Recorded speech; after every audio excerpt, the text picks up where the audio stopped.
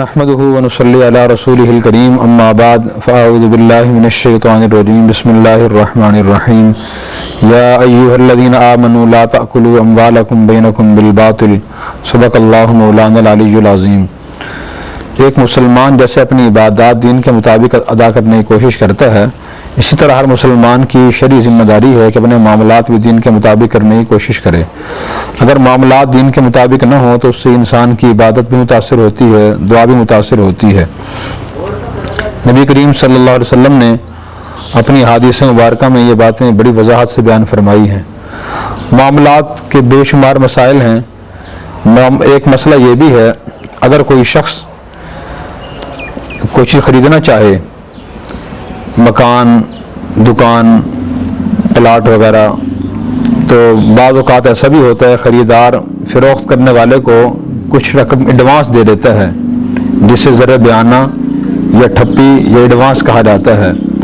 یہ دینا تو جائز ہے، اس میں شرعی لحاظ سے کوئی حرج نہیں، اور جو ایڈوانس رقم دی جاتی ہے اس کا مطلب یہ ہوتا ہے کہ جو مجموعی رقم ہوگی یہ اس کا تھوڑا سا حصہ میں ایڈوانس جمع کرا رہا ہوں، ادا کر رہا ہوں۔ اگر تو معاملہ خیر و عافیت سے تکمیل تک پہنچ جائے پھر تو اس میں کوئی اعتراض بات نہیں ہوتی، اور اگر وہ معاملہ خیر و عافیت سے تکمیل تک نہ پہنچے، کسی وجہ سے معاملہ ختم کرنا پڑ جائے، مثلا خریداری کی مجبوری پیش آ جائے اور وہ خرید نہ سکے، یا فروخت کرنے والے کی مجبوری پیش آ جائے اور وہ فروخت نہ کر سکے، اس کی پوزیشن میں نہ ہو، تو اس صورت میں دونوں کو فراخ دلی کا مظاہرہ کرنا چاہیے، اور مظاہرہ کرتے ہوئے اگر خریدار کو بھی مجبوری پیش آ گئی ہے تو فروخت کرنے والا بیانہ ضبط نہ کرے۔ شرعی لحاظ سے اس کے لیے بیانہ ضبط کرنا جائز نہیں ہے۔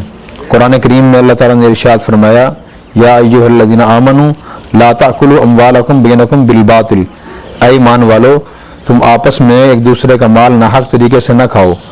اگر فروخت کرنے والا بیانہ ضبط کرے گا تو یہ کسی بھی چیز کے بدلے میں نہیں ہوگا، بلکہ بلا وجہ اور بغیر کسی معاوضے کے اسی قیمت کا ضبط کرنا ہوگا جو شرعی لحاظ سے ناجائز ہے۔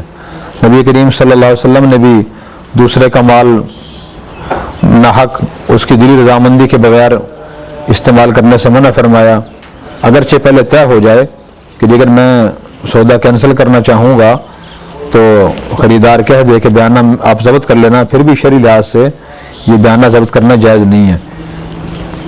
اسی طرح نبی کریم صلی اللہ علیہ وسلم نے یہ بھی ارشاد فرمایا، من اقال نادما اقال اللہ عثرتہ یوم القیامہ، او کما قال علیہ الصلوۃ والسلام، کہ جو شخص کسی خریدار کا سودا اس کی مجبوری کی وجہ سے واپس کرے گا تو اللہ تبارک و تعالیٰ قیامت کے دن اس سے گناہوں کو معاف فرمائیں گے۔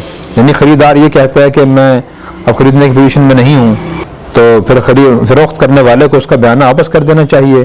اللہ تبارک و تعالیٰ انشاءاللہ اس کو کہیں اور سے زیادہ منافع عطا فرما دیں گے۔ نبی کریم صلی اللہ علیہ وسلم اس کی ترغیب دے رہے ہیں اور اس فروخت کرنے والے کو نصیحت فرما رہے ہیں کہ آپ اس کی رقم واپس کر دیں۔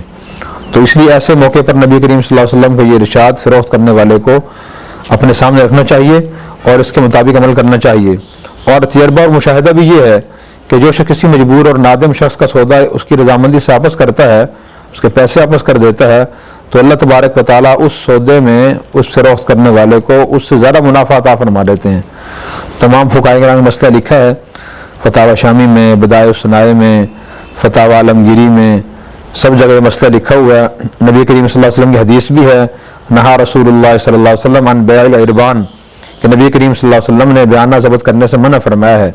یہ حدیث موطا امام مالک میں اور سنن ابی داود میں اور سنن ابن ماجہ میں اور مشکاۃ شریف کتاب البیوع فصل ثالث میں یہ حدیث موجود ہے۔ تو اتنی کتابوں میں حدیث موجود، مستند حدیث ہے، تو اس لیے ہمیں اس سے اثر لینا چاہیے اور ہم واپس کر دینا چاہیے بیانہ، اور ضبط کرنا جائز نہیں۔ بعض لوگ کہہ رہتے ہیں کہ جی دنیا ایسے کر رہی ہے۔ ایک مسلمان کی دیکھیں ذہنیت یہ ہونی چاہیے کہ وہ دنیا کے بجائے دین کو دیکھے۔ یہ دیکھیں مجھے اس بارے میں اللہ اور اللہ کے رسول کیا فرما رہے ہیں۔ البتہ بعض دفعہ خریدار زیادتی بھی کر رہا ہوتا ہے، مثلا بغیر مجبوری کے وہ سودے سے پھر رہا ہوتا ہے، اسے سودا کہیں اور سستا مل رہا ہوتا ہے، یا کوئی تیسرا آدمی اس کا ذہن خراب کر دیتا ہے کہ آپ یہاں سے نہ لیں، میں آپ کو دے دیتا ہوں۔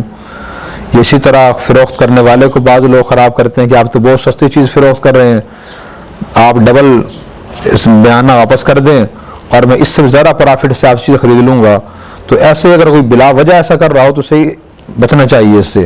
اللہ ہمیں اپنے معاملات دین کے مطابق انجام دینے کی توفیق عطا فرمائے. Subscribe now and press the bell icon. Never miss an update.